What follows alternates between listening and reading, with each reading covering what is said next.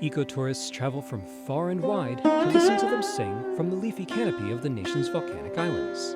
On March 9, 2016, not long after sunrise, a time when the forest is usually filled with tweets, trills, and warbles, the songbirds of Indonesia will go silent. That is how songbirds respond to a total eclipse of the sun. Eclipse chasers have had the date marked on their calendar for years. It is the only total eclipse of 2016. During the early hours of March 9th, the new moon will pass directly in front of the sun.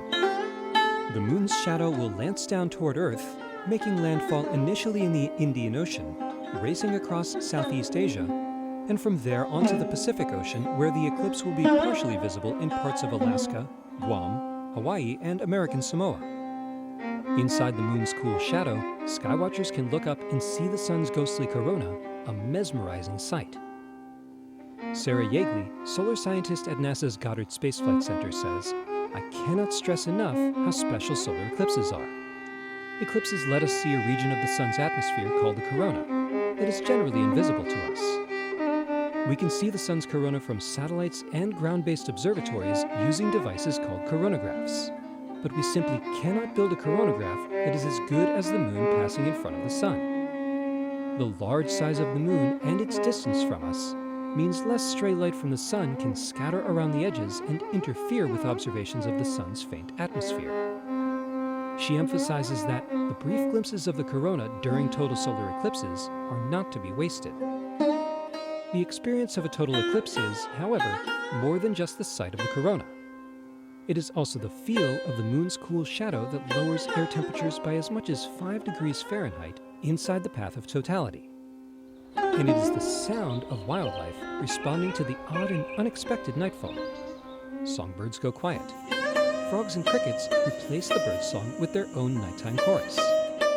Charlotte Vermeulen, a biologist at the Artis Zoo in Amsterdam, Netherlands, says, "Dragonflies hide under a leaf, ants return to their nest, sheep walk back to their sleeping place, cattle egrets return to their nocturnal roost.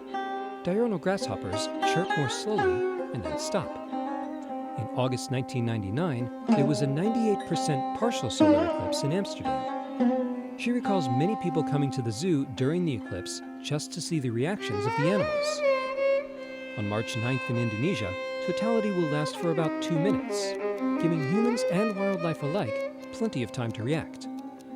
NASA scientists will be in Indonesia using the eclipse to test a new telescope configuration designed to study the solar corona.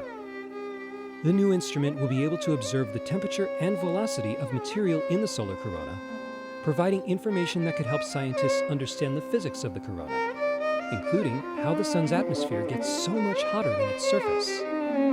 They hope to fly this design in space in the future, but an eclipse on Earth gives them a great opportunity to do some inexpensive testing.